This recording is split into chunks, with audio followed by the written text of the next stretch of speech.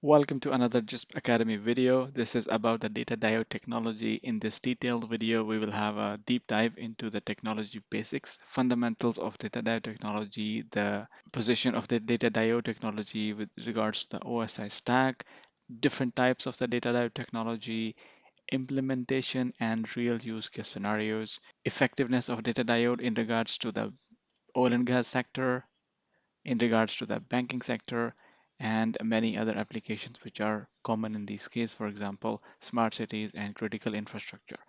In the last, we will have an overview for the compliance perspective, how the data diode can check so many boxes. We will go through some of the architectures, how the data diode could be really implemented.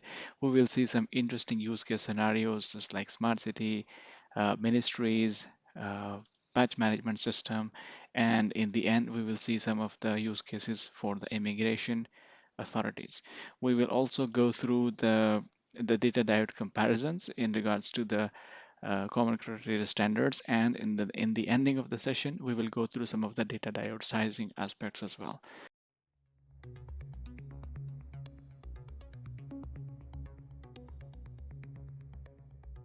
Welcome to Global Information Security Society for Professional of Pakistan.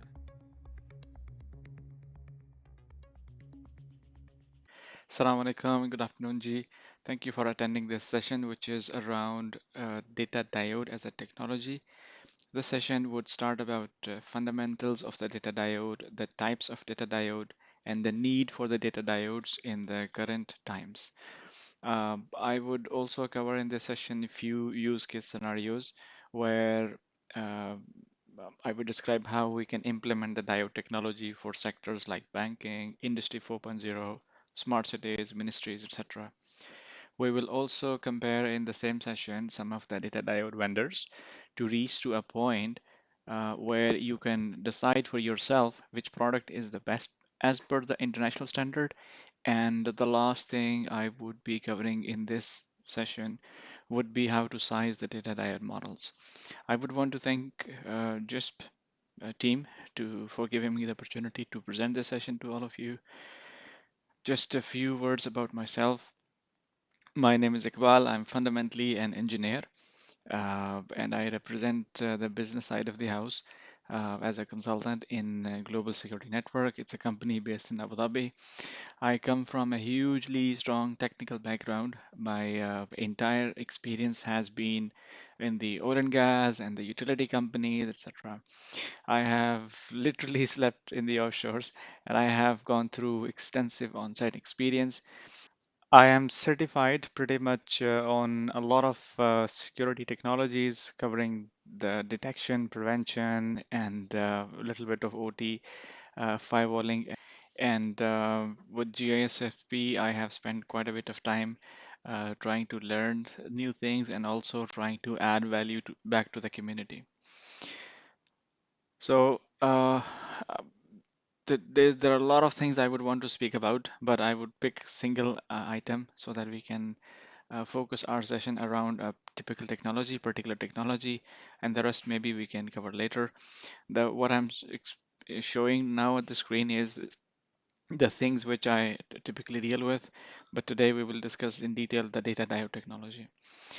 Well, we start with the need for the data diode and why would we consider that the ministries are under a constant threat. Unfortunately, the typical systems which are implemented in the extremely secret or critical ministry network are not sufficient, and every now and then we hear about getting ministries getting attacked or hacked. The ultimate goal is to connect the ministries to the not so secure network to get the data inbound and also to maintain the confidentiality of the data. That's the uh, need of the hour. Similarly, not only the ministries or IT infrastructure, the critical OT infrastructure is also under a lot of threat. We have seen the colonial pipeline issue. We have seen so many other issues very recently where the adversaries try to disrupt the whole um, uh, lifestyle of the community by impacting the critical infrastructure. Let's start with a little bit of storytelling. What you see now on the screen are the two very obvious classification scenarios, where you have the highly classified network on the right-hand side, comprising of a lot of data inputs coming from less classified network, which is on the left-hand side. So in order to keep the business running, you have to get the data in from the outside world, and you also have to connect the data back or send the data back to the outside world. With the evolution of connectors and the 5G and a lot of communication mediums, it's really impossible to maintain a single point of entry or exit into the data platforms, which means that the control is also very difficult and there are some weak links around the ecosystem of this strong chain. How can we still connect these two interesting worlds and secure them 100%? When I say 100%, I'm not saying 99%. I'm not saying 99.9%. I'm literally meaning 100%, where you have no possibility for getting compromised. It's a big claim, but let's see when we have the details, which will reflect some of the reasons behind it. Just to set the direction of the session here, let's consider the OSI stack. The old way, the very old way of getting the data A to B was to exchange the data having an air gap environment to rely on human workforce to maintain the security and control. This is where you could have some little bit of user control. With the evolution of technologies, we have been seeing the firewalls and the next generation firewalls, which could secure the data from layer 2 all the way up to the layer 7. Now, these are some devices with the operating system on a physical hardware operating in one way or two way. We then have the devices working on the physical layer, which I would want to call or refer to as the data diode technologies. Very, very strong in terms of control, very, very strong in terms of security and the need of the hour. Let's discuss all these three mechanisms real quick. It's important to go back in the history a little bit just to see what challenges were there and what are still in the current times. Now, everybody knows that air gap is no longer sustainable. If you do have the air gaps in between two worlds, so less classified and high classified worlds, you are at the mercy of human who would want to get the data from A to B and B to A on physical media. It could be the USBs, could be the um, portable hard drives, etc. You might be slightly laughing that who does that anymore, but believe me, I have seen a lot of customers exercising this air gap environment for many, many years. There are customers who are exercising it for more than a decade now. Uh, we call the network museum of malwares because when we visit them, we see the malwares from really, really long time ago, and honestly, I would want to call them the vintage class malwares. On the other side, we could also consider that the air gap mode is very much manual, and there are risks of data loss, data and people getting running around here and there. I'll move a little bit quick now to the other side.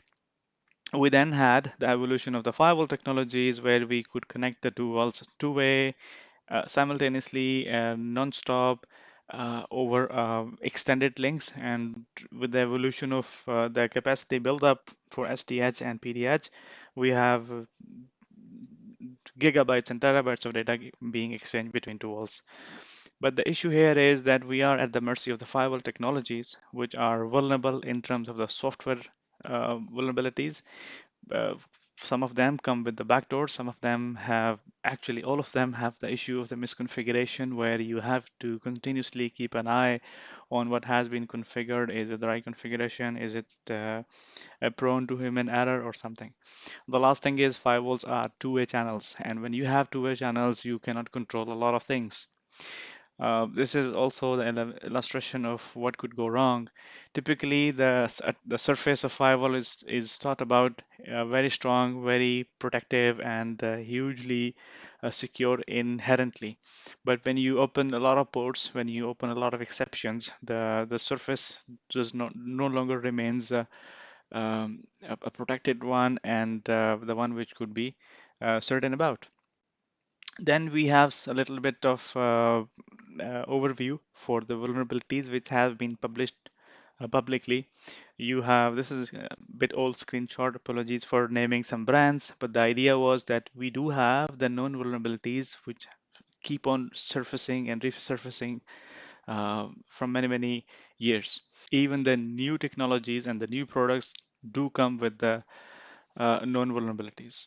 We then have some of the expensive firewalls, which have a lot of bugs, known bugs, and not to mention there are some firewalls which are coming with a backdoor which could not be removed. Solution to all these problems, in my opinion, could be a data diode technology where you could leverage the data diode over the firewalls. Now, this session is not about how we can get rid of the firewalls and embrace the idea of the data diode technology.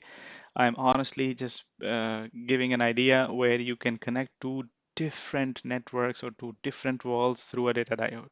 Now, firewalls do have their own interesting utilization for the internal network segmentation, content filtering, URL filtering. There's a lot which you could do with the firewalls, but the data diode has its own separate use case.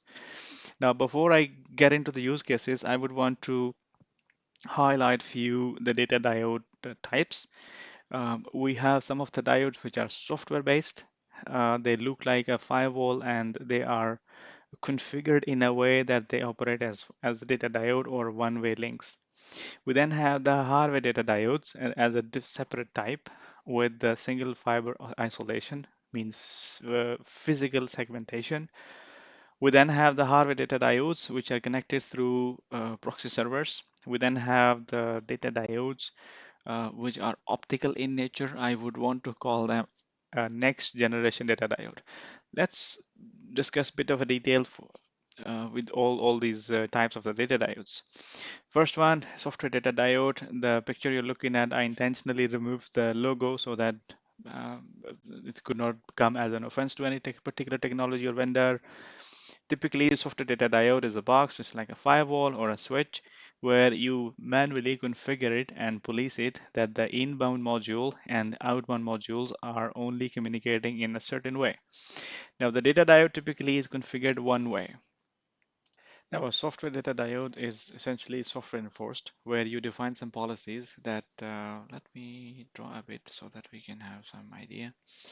So you typically draw uh, So you typically define policy. For example, if this is my inside network where I have my critical servers and infrastructure, and this is my outside network where my traffic will go outside.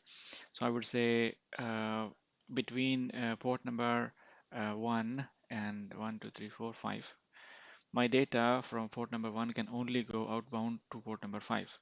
So on a software ground, you can define that this server will only talk to the server on the outside world in a one-way fashion. So this is a software policy that you define on the data diode, and this is how it works. The issue with this is when you have the things at a large scale where you have a lot of services connecting to independent outbound services, you have to maintain a specific configuration. If you mess up with the configuration, or if your own admin gets compromised or the box gets compromised physically, somebody can delete all these rules and define two-way traffic, and all your investment on the very new technology could be gone into vain. So this is basically the main disadvantage of the software data diode. I actually do not promote a lot of software technologies of the data diode, so I would really move forward to the hardware part. There are some data diode technologies which are leveraging two servers connected through a single one-way fiber link. Again, I intentionally removed the logos of the vendor. So consider the upper layer as the inside network and the lower layer as the outside network. So between the inside network and outside network, you have this physical segmentation. If this server is connected to the inside devices and inside machines, which can throw the data to the server, so this could be our inside proxy. And then the outside proxy could be either sending the data independently to the outside world, or could be combining the data and send outbound. In the middle, in between these two proxies, you have a single fiber connected, which can only send the data one way, means the data can exit from here. You see there is only single strand of fiber, and data can go only inbound from this side. So this would be the mechanism. But there are a lot of questions. There are so many ambiguities of this kind of architectures as well. Maybe this fiber is two-way, or there are so many question marks. Some people say that this could be working on a WDM mode, where a lot of flows could be sent out in and out on a single SFP. But this is I really leave it up to your observation and your decision making. Then we have a concept of single box data diode, where you have a chassis with the physical segmentation in the middle. The chassis has one side which is acting as an inside or yeah, inside wall, and the other side is working as the outside wall. Inside connects to the critical infrastructure of the inside servers, inside machines, inside hosts, and outside part connects to the other side of the house. In the middle, you have, so this is the computing area, and this is the optical data diode area, where the data converts into the optical technology and then goes to the other side, and then back to the electrical, and then goes to the computing area, and then exits the data diode. The issue with this type of technology is that you might compromise this if you are smart enough to spy through the power supply source. If this is working with a single power supply source, I think a lot of you already familiar that you could spy through the power connectors. If somebody is getting hold of this box physically, could put some smart transmitters to connect both worlds effortlessly. You could also, if you leverage the Raspberry Pi. So there are so many things which could compromise this kind of architecture. And the last thing I would really want to be cautious about is the Ethernet ports. Ethernet technology is something which cannot be one-way enforced. So this is also something you should be worried about. The next category of the data diodes is basically where there is a hardware data diode in the middle. So this is slightly unique than the previous ones which we discussed, where you have a physical hardware component which gets the data inside and converts the data to the one-way understandable data, and then you have the other side or other server to deliver the data to the destination. So far, this is considered to be the most secure mechanism. There are challenges as well, because this is now a 3U device, which is really, really uh, difficult when you have the brownfield installations or when you have the existing ecosystem. You have to have some rack space to get the data diode in. And if you have a redundant set of data diode, you're thinking about 6U space. But from the cybersecurity standpoint, this offers a better security with better segmentation on the physical grounds. I promised I would discuss the next generation data diode as well. The next generation data diode is basically the evolution of the physical data diode. Remember, if I can go back, you saw the diode in the middle. This module is an electrical component. It's an appliance. It's something with power source, with something with a board inside, which processes things. But the evolution of this is the optical module, which has nothing inside, no electrical components, not even a USB. Sorry, not even an SFP. Means the data comes in on an optical port and leaves out over the optical port. You have the proxy before the data diode, you have the proxy after the data diode, but the data diode itself is without power.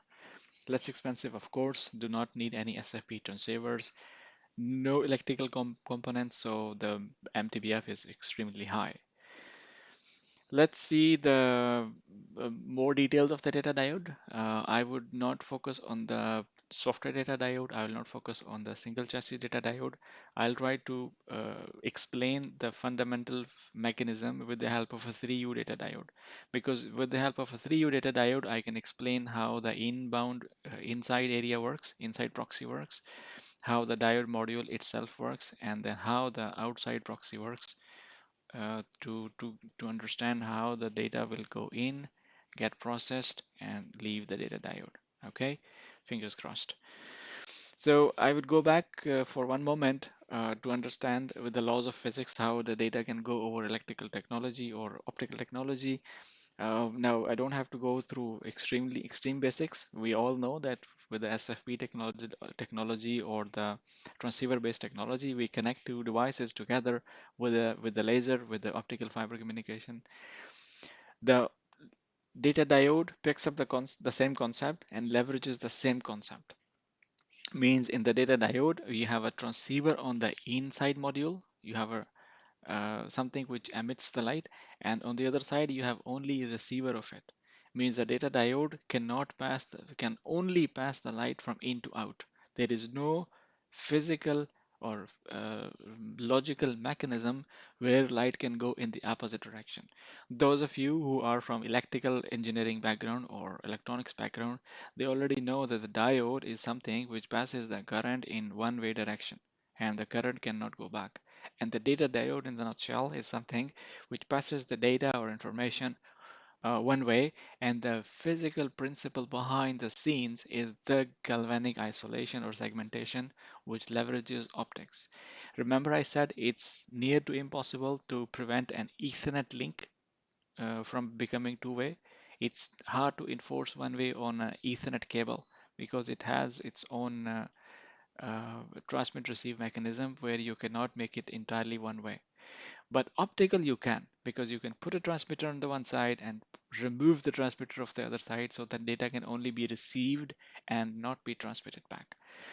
We have been using two-way communication from many years now, and we know that there is a transmit SFP and then there is a receive SFP, and both of them work in the physical principle of transmit and receiver. When it comes to connecting two walls, let's say you want to connect your plant network to the destination head office network. If you are connected two-way, the risk is that if you are getting the two-way data between these two plant systems, the data can also come back.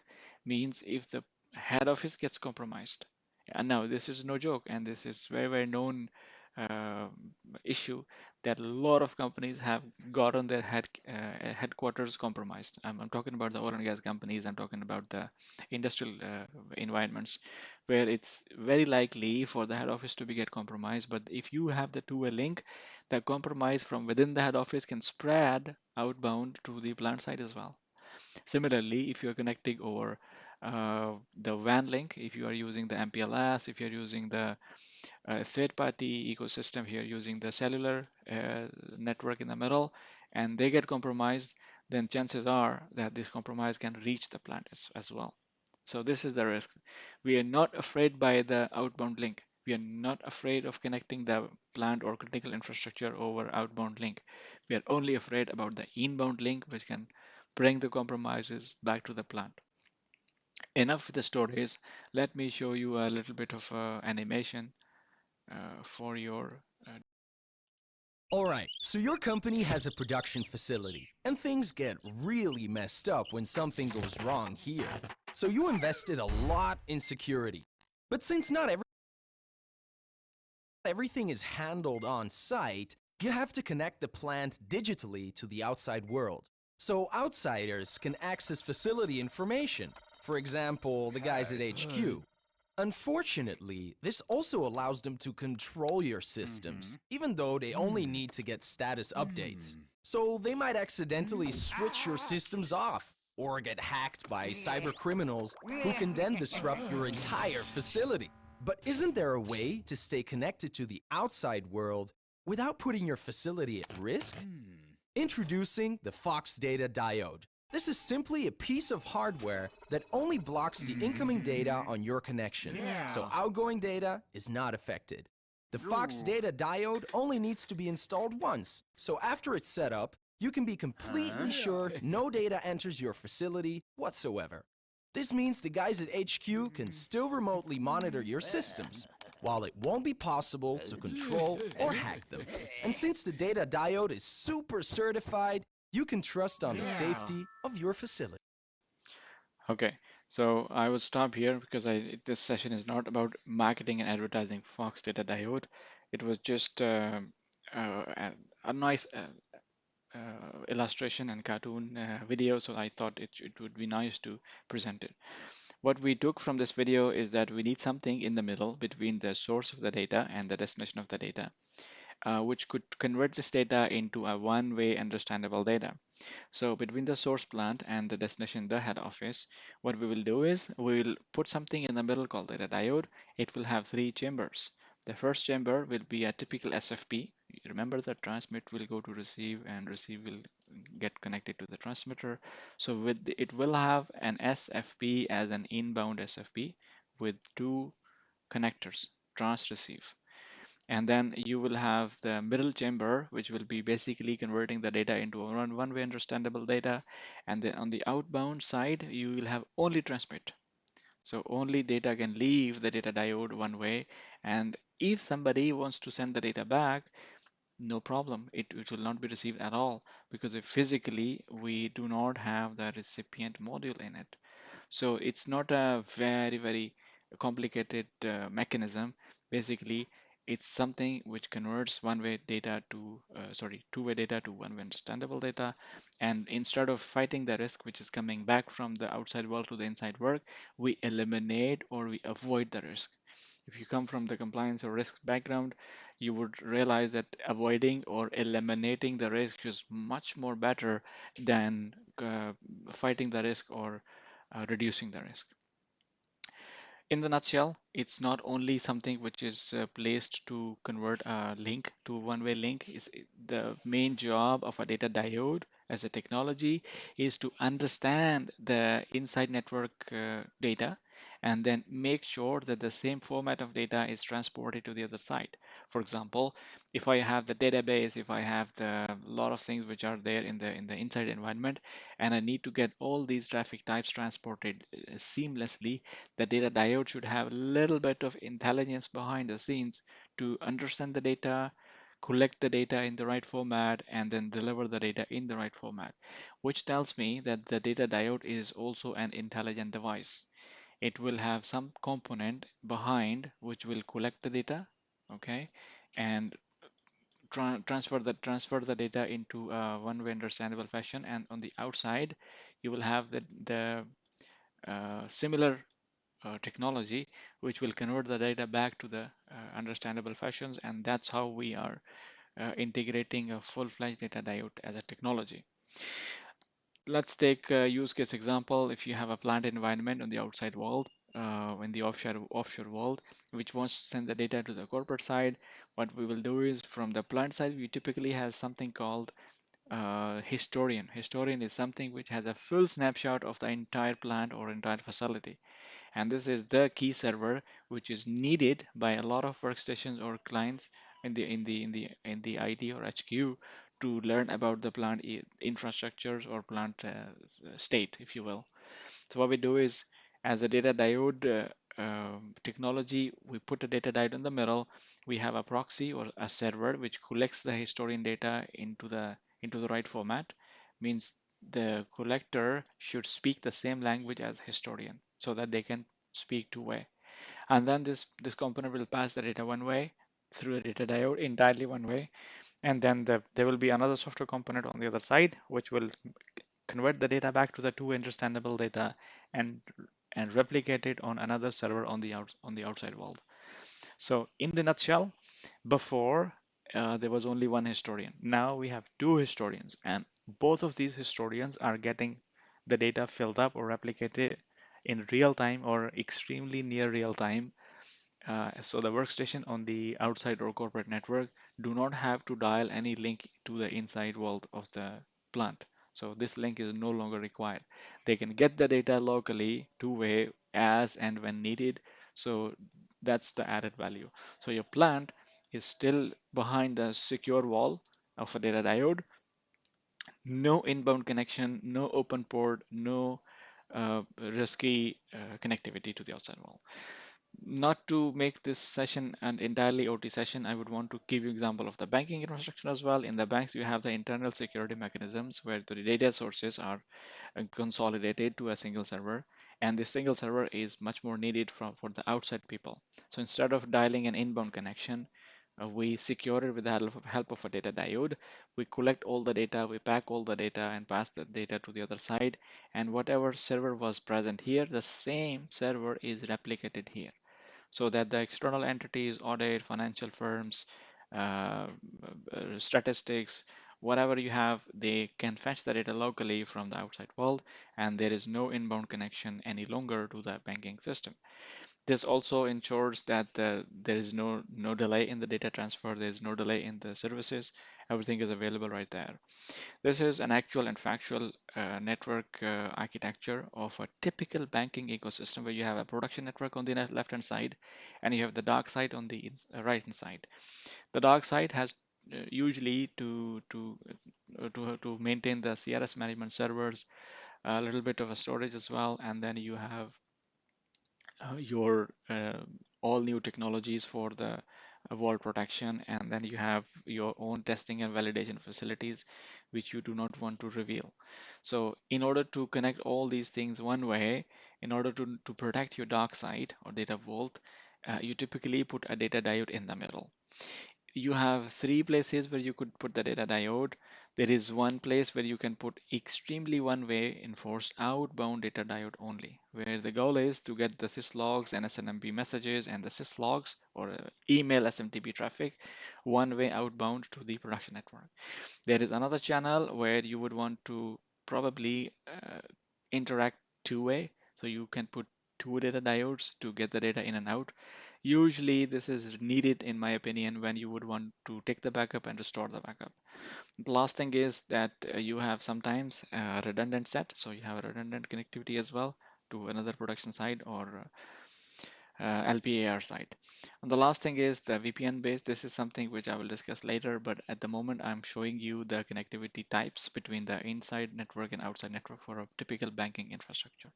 Same story goes for the ministries. Ministries, the only difference is the ministries have to get the data from outside world into the inside world. So remember, in the previous example, we said the plant has to connect only outbound, while the ministries have to connect inbound, because ministries have to get the data from the field services, agencies, and a lot of data sources back to their highly classified network. And the main goal is to not let the data leak or to not lose the data which comes inside. It's a complicated than what I'm saying, but effective use of the data diode will ensure that no data gets to lose or leak from the classified network. So this is another factor which defines the effectiveness of cybersecurity products on the edge. So if you have a single firewall or a software-defined security appliance, you reach up to a security level of 2, SL2. If you have a pair of firewalls, typically this is the case which is most often seen on the sites. Customers or end users, they prefer to use two firewall units, one in inbound direction, one in outbound direction, and both of them are selected strategically different brands, so that if there is a known vulnerability or day zero on a particular brand, the other one, chances are, will be able to still protect. If you do that, if you have a couple of technology components, you reach up to security level of 3, SL3. But if you use a hardware-defined security mechanism, you reach up to security level of 4. That's the most critical point of having a data diode in an architecture. Now, question would be, who defines the security levels? And that is driven from the IEC 62443 standard. Those of you who are already familiar with the IEC 62443, that's very nice. If not, I will walk you through a few key requirements to meet for SL restricted data flow. Usually, if you open up the IEC 62443 standard, the chapter number 5 or foundational requirement number 5 says the data flow should be restricted. And these are all the sub requirements of restricted data flow. If you meet few of them, you reach SL1. If you meet more of them, you meet SL2. If you have all of them, if you have all of them met, you reach up to the higher levels. Now, all this is further dependent on what are the sub clauses. So I should show you the more detailed version of it. If we open up the restricted data flow components or the requirements to meet restricted data flow. These are the subcategories or clauses. Mainly, you need to have network segmentation both on the logical ground and physical ground in order to have higher SL level. So you could give it a read. The SL4 essentially would be met if you have something which is hardware in nature. If you do have the firewalls, yes, you can do a little bit of network segmentation. Yes, you can do a little bit of physical segmentation uh, to some extent if you are using a two-way gateway. But this is the key distinguisher where data diode ensures that the network is physically isolated or segmented. You then have a lot of other features which are met by only data diode. This is the very reason in order to meet SL4 cybersecurity level, the companies are always adopting to the concept of SL4. In order to make things light on your eyes, I'm showing you an architecture which is SL4 capable. In this architecture, you have the lower layers, which are the plant components or critical infrastructure components, and you have the top layer, which is essentially the enterprise layer. All of the services in the plant side, for example, Pi server, email servers, database servers, all of them are connected, combined through an upstream proxy server, translated into one way understandable data type, and then replicated to the other side onto the corporate layer so that this can be further and then connected to the outside world or in the corporate environment.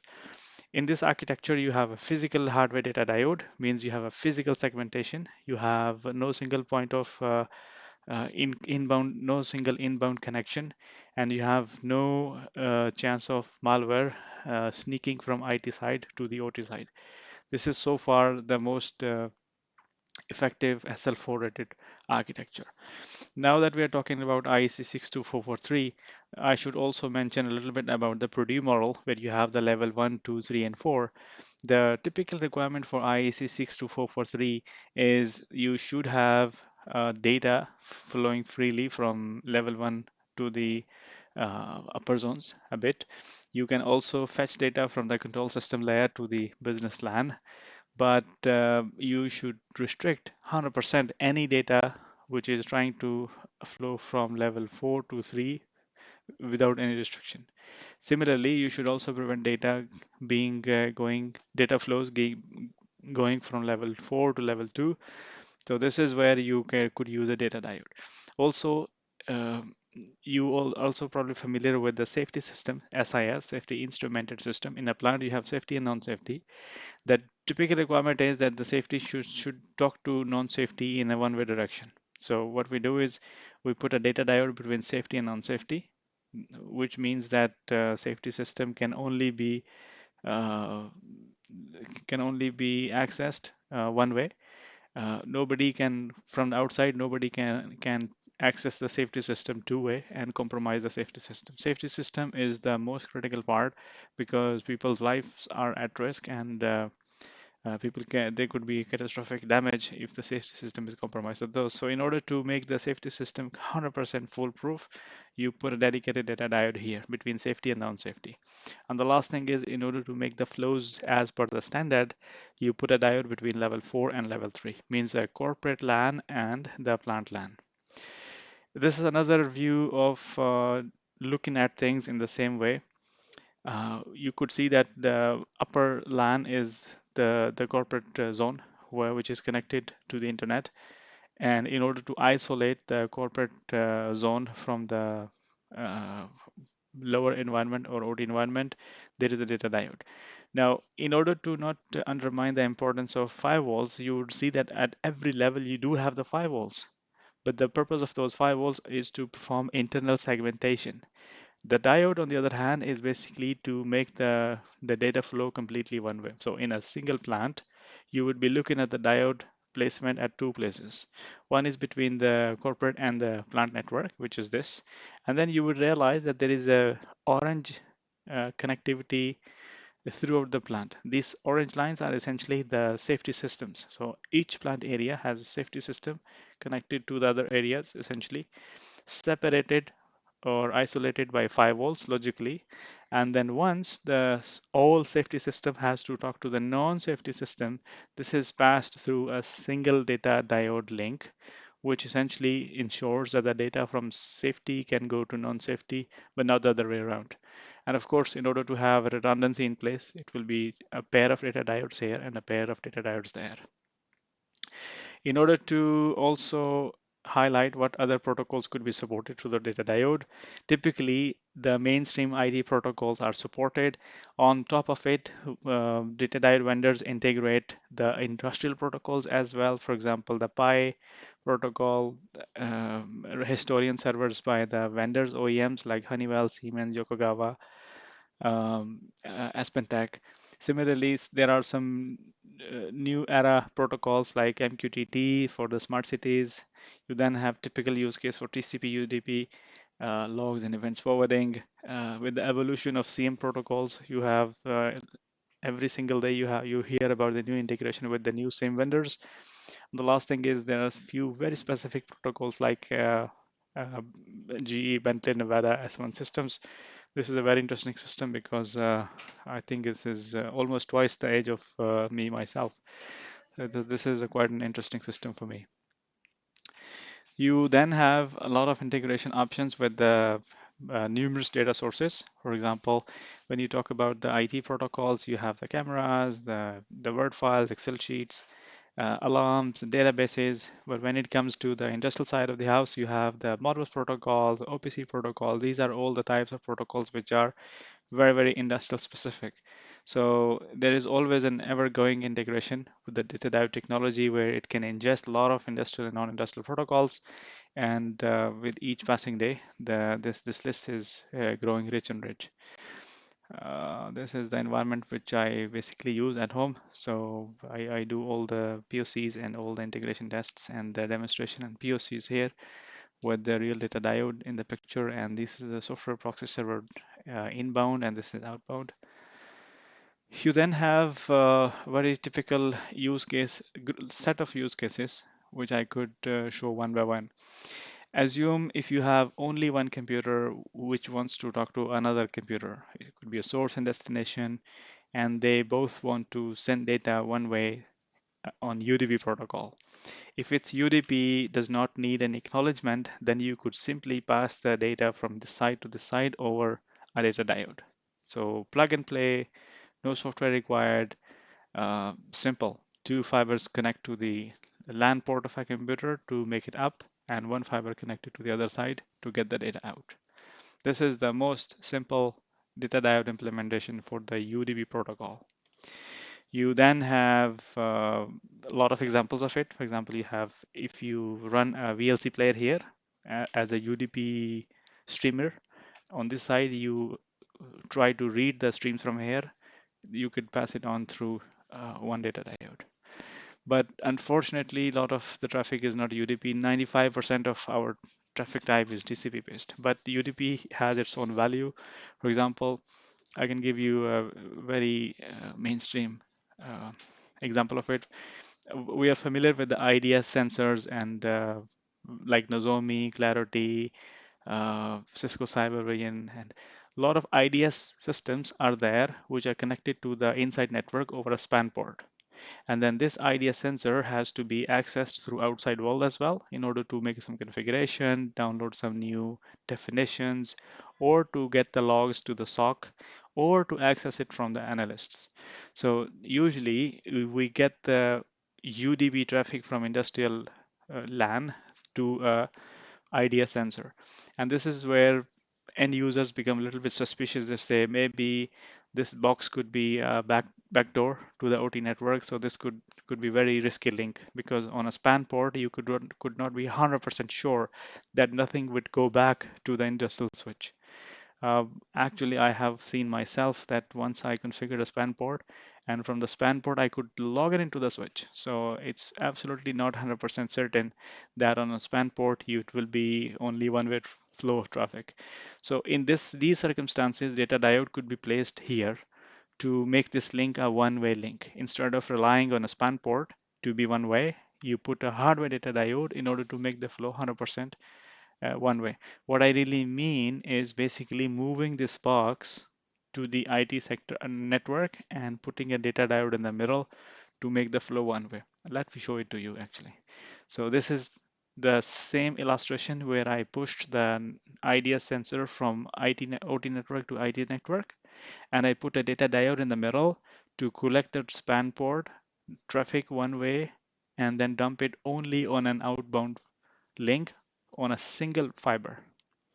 This way, your IT and OT is 100% segmented. There is zero chance of getting traffic inbound, so the customer has a peace of mind.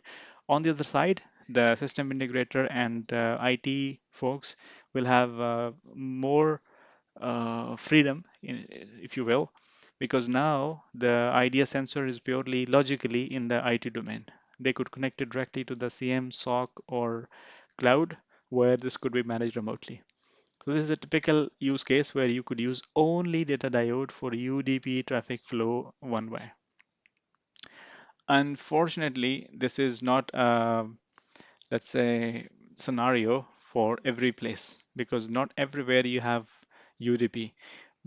Again, I'll repeat myself, 95% scenarios take the TCP traffic. What I mean is this.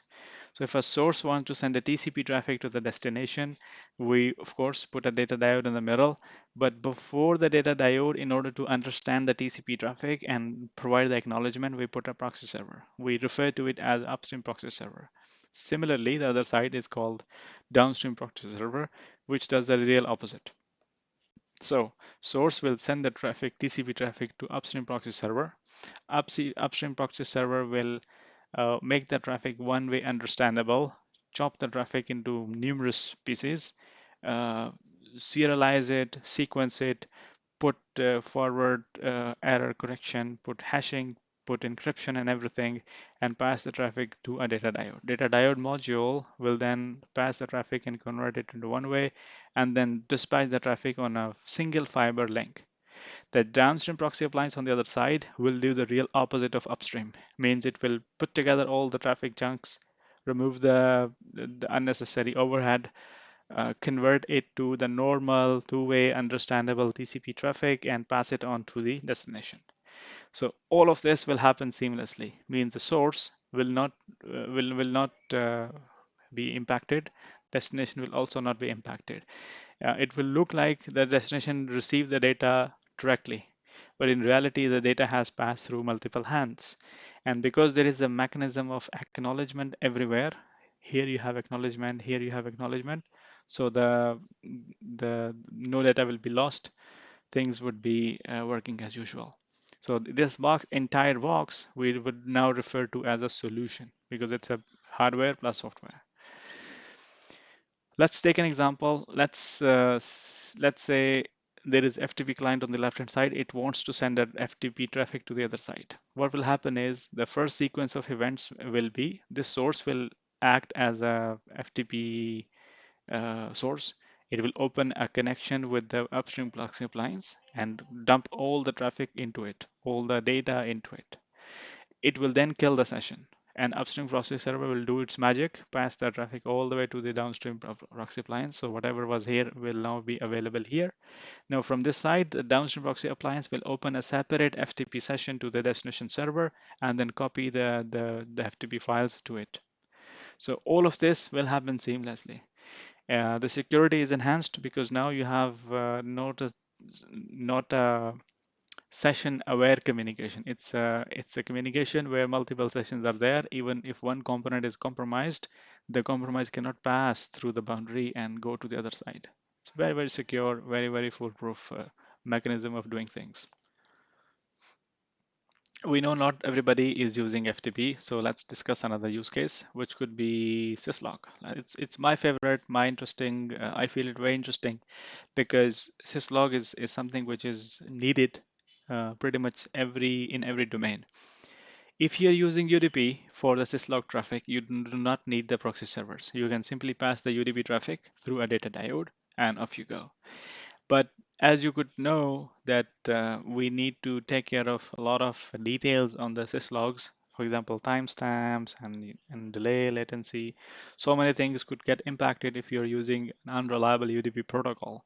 So what we recommend is that before the data diode, put a proxy, and after the diode, put another proxy to convert all this session a TCP session. Means from syslog source, you will be sending the data to the upstream proxy appliance. You'll get the acknowledgement back. Same thing on the other side with the complete reliable transmission mechanism. So this is also a very important use case. Similarly, database replication is also very important. Assume you're hosting an application which is in a very critical environment, and your application server needs this data every now and then or in the real time.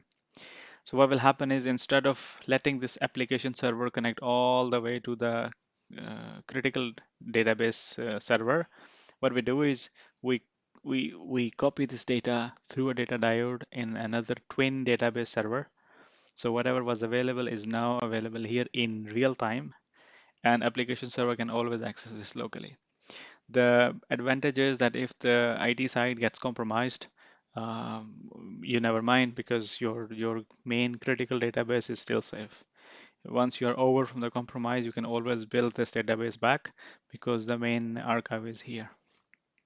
You have a similar use case where you could send the email traffic.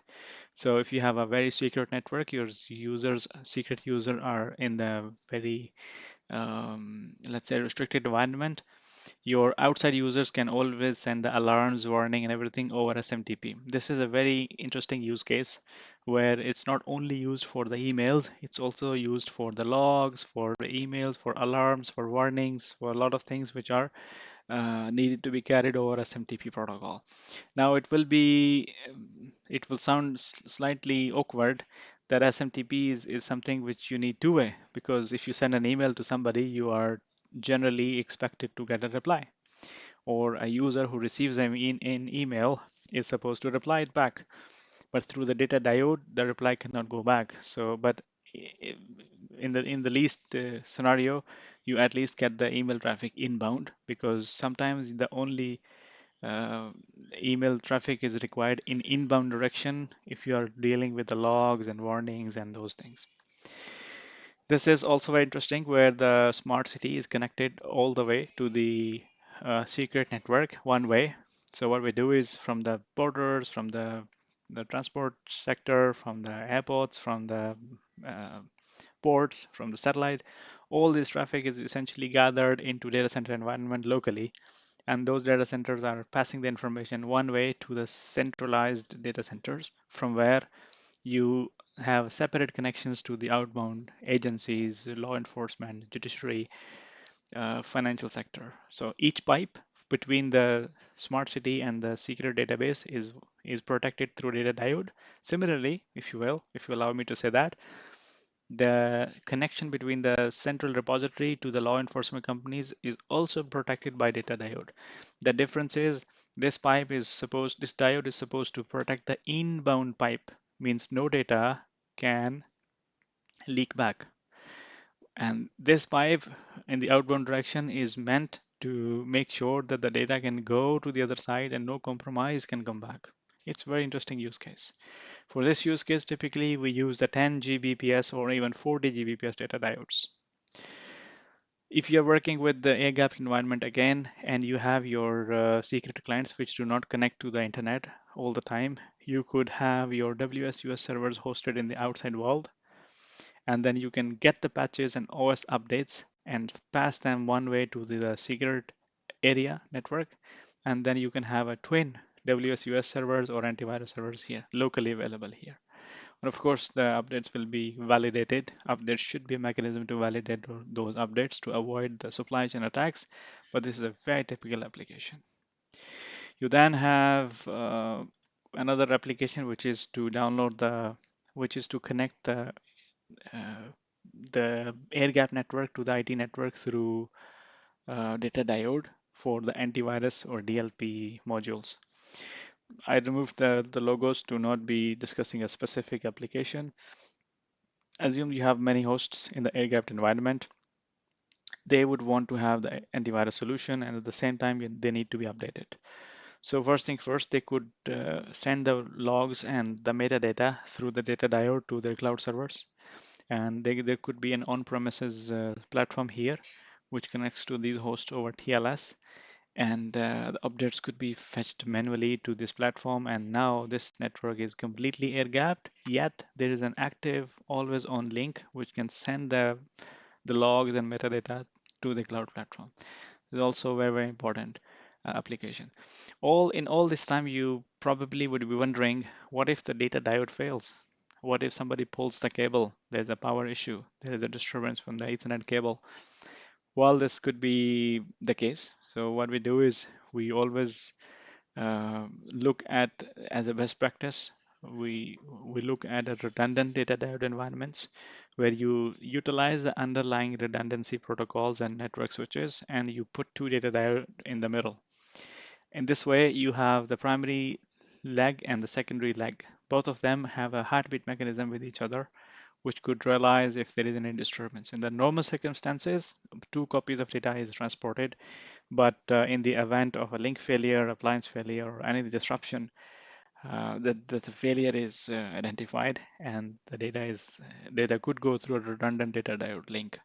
Now this is true HA. True HA means it's not like if primary link or leg fails, then only the secondary leg will kick in. Both of them, in fact, work parallelly, and once one is failed, the other one immediately kicks in and no data is lost. There's a typical question all the time. What if we need anything information back? What if we send something to the from the left hand side to the right hand side and we expect a response? This is a very, very frequently asked question and a very typical application for the ministry's case. Let me take another example. Yeah. So let's take an example of immigration, where you go to the immigration counter and the gentleman or lady there would look at your passport. So they will send your passport information as a request to the secret database asking to please check the passport. And then they have a separate screen, or within the application, they have a separate module where a response comes back through a separate data diode in the outbound direction, and the immigration officer can see what is the response of my request. So if the passport is valid, they will see some sort of acknowledgement. Otherwise, they would see a negative sign of it. But the point is, if you need a two-way communication, it could not pass through a single data diode line. There would be two set of data diodes. Now this 3U box means there is proxy, diode, and another proxy. So this lag essentially is from the left-hand side to the right-hand side. And then behind the scenes, you have the application servers, which piece together the request and response in order to show the immigration officer whether the passport is valid or not, or the visa is valid or not. Now, in very careful circumstances, they would have two screens where request and response will be completely isolated. But now with the secure application, you could combine both of them as an application server. So this is a typical application of a two-way communication. You might be wondering, this could be a typical firewall application as well. There could be a single firewall doing the both of things. But if you look carefully, firewall would be a session-aware communication where the request and response will be on a single, let's say, channel. Here, once the request is going in, the session is terminated. So the response comes back on a very different channel, very different uh, media. So even if the request channel is compromised, does not mean that you have compromission on the response channel as well. Mm, in short, this is much more secure than a session-aware communication through firewall. You might be wondering, if you open this kind of a two-way communication channel, you are essentially opening door for a lot of vulnerabilities as well. Well, this is true. That's why the recommendation is always to combine this kind of communication with multiple security add-ons. For example, from here, if you pass on any malware, you will receive a malware on the other side. So there is always a need to put content filtering antivirus module to scan the traffic and the DLP module here, so that you do not pass any wrong traffic to the other side. Because the diode is essentially basic version of diode cannot inspect traffic. The goal or job of the diode is to make a one-way traffic. It does not mean that it will open the traffic, it will do the content search, filtering, or disarm. It will not do anything of this sort. However, because it has a software platform on top of which you could add on modules, so you can always add module of content filtering, antivirus, DLP, etc. So it's a very interesting application. This is also used for the OT environments as well, where you need, for example, OT users. Of course, they are connected one way, but sometimes they need some information from internet back to the plant as well. For example, sometimes they need the WSUS updates or antivirus definitions update or operating system updates. In that case, there is a secret mechanism. There is not secret, but secure mechanism where they can always initiate a request for updates, and those updates can come back on a separate channel. It has been a very long talk. I have just 5 more minutes to discuss two critical aspects. One aspect is which diode to be used. How can we measure or gauge the quality or security level of a data diode?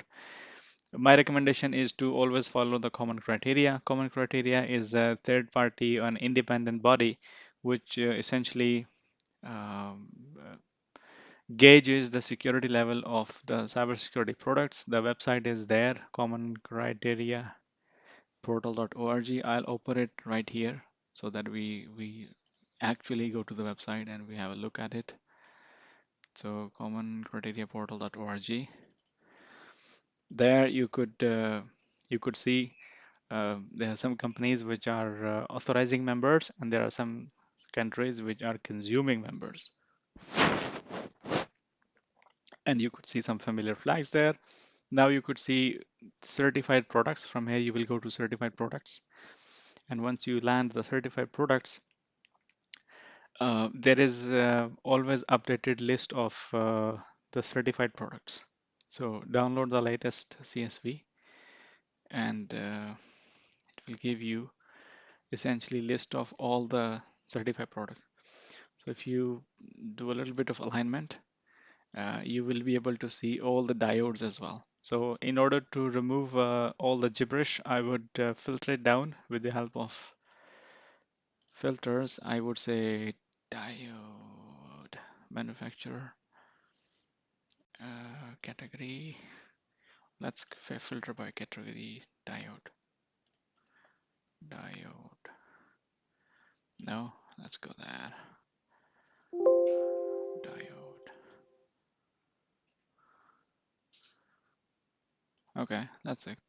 So you have now narrowed down to the data diodes. So now if you look at it, the key distinguisher would be the assurance level. This is where you need to pay attention. If you look at this list, there will be levels of EAL. Means each product has a certification level. It starts from level 1, level 2, 3, 4, 5, all the way up to level 7. So the lowest is EAL1, and the highest is EAL7 plus. So you would see that in the world there are only two products which are EAL7 plus approved. So these are on the higher side of security assurance. And then there are a lot of products which are EAL4 rated. There are so many data diodes which are on EAL4 rated. So this is how you can compare the multiple data diodes. All right. So now we have answer to our $1 million question: how to identify which data diode is the best data diode in regards to the common criteria evaluation. So the answer is EAL will let you know how secure the product is. By the way, this is not applicable only for the data diodes. If you expand the list, you will find the firewalls, you will find a lot of appliance proxies, uh, routers, all these details are here. So basically any product, any cybersecurity product under the sun could be compared based on the common criteria. I have one last bit of information which is related to the sizing. So typically it's thought that data diode is something which is extremely overkill of resources and amount and budget. It's not. because now with the sizing in mind, the small application would use a data diodes of small throughput, 100 Mbps, 10 Mbps, 5 Mbps, 50 Mbps for the single hosts or IoT applications or for the baby applications.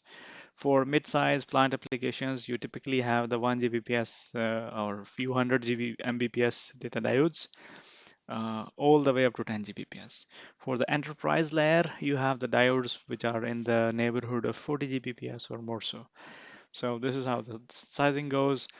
I'll recap. We discussed how the data diodes are essential. We also discussed why there is still a need of data diodes. We understood what are the loopholes of the firewalls and the things which are software based. And then we discussed how to use the data diode in practical environments, banks, plants, and industrial environments. We discussed many use cases of the data diode here and there. And the last thing is we saw the criteria to judge the data diode and to see the sizing of the data diode technology. I hope this was beneficial. And again, thanks to the GISPP community. We will see each other in the next sessions. Thank you very much.